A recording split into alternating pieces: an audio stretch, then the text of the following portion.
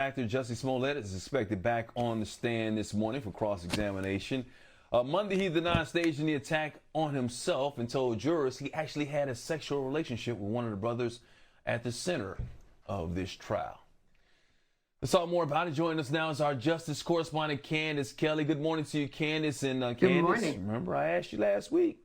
I said if Jussie takes the stand in his own defense, what's that tell you? And you said it was a sense of desperation. We've seen other trials where the defendants have taken a stand. Kyle Rittenhouse, Travis McMichael. Obviously, this case not on that level there, but how did Jussie do, in your opinion?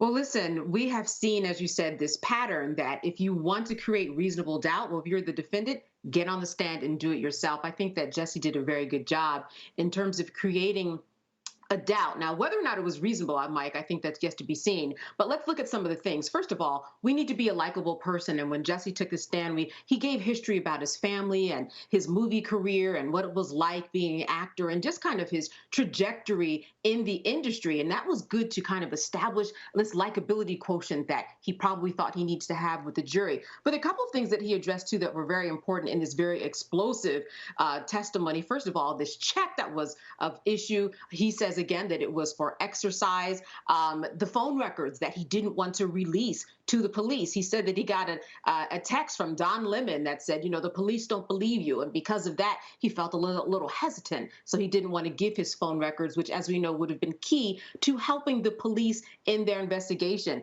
And then we heard about an interesting sexual relationship that he had with one of the brothers, Bola Ansadiaro, in terms of taking ecstasy and cocaine and marijuana. And he said that, listen, they hung out together so that if they were in the car together, they were driving around, it wasn't necessarily that they were doing a reconnaissance, but that's just what they did. They had a sexual relationship.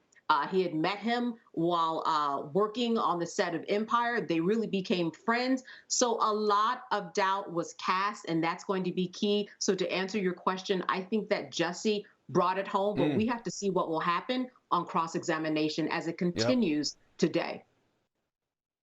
And all it takes is one juror to create that reasonable doubt to have a mistrial in this case. Did he establish, though, a motive for these brothers here? He's basically saying that they're homophobic, yet the brothers have been seen hanging out with them. Everybody knew that Jussie Smollett was obviously out, knew that he was gay. So do you think he established that part of the case?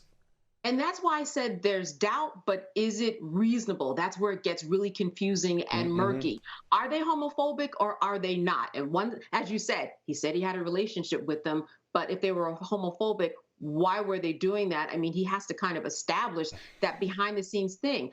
The other thing, I think, is this text that he wrote, and I'm certain that we're going to hear more about this on cross-examination. And I just want to read briefly from it. He said, I know 1,000% you and your brother did nothing wrong. I'm making the statement so everyone knows. Please hit me up when they let you go. That's what he texted to the brothers. How is he going to explain that? Why is he actually reaching out to the people who attacked him? It really doesn't make any sense. So as I said, there's doubt. It is not reasonable yet. Today will be a very, very interesting day. Yeah, let's talk about that. The cross-examination is going to continue today. What do you expect the prosecution to do?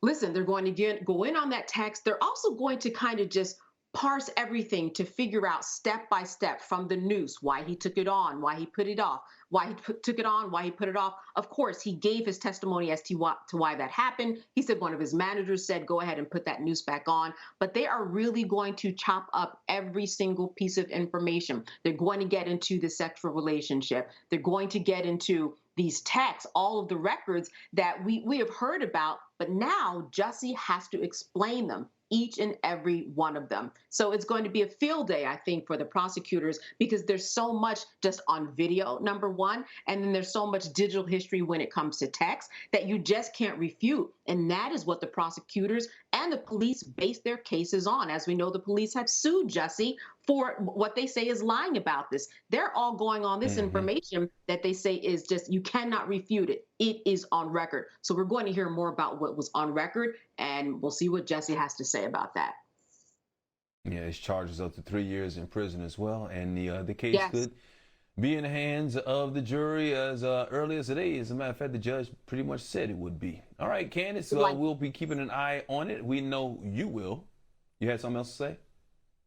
Saying yes, the judge would certainly like this to move along. I think they hope that it would have finished up last week because, as we've talked about before, there's a little bit of why are we here, but we'll see tomorrow probably how things turn out when it goes to the jury, more than likely. All right, we'll see if we get a resolution pretty soon here. Candace Kelley, I always appreciate you.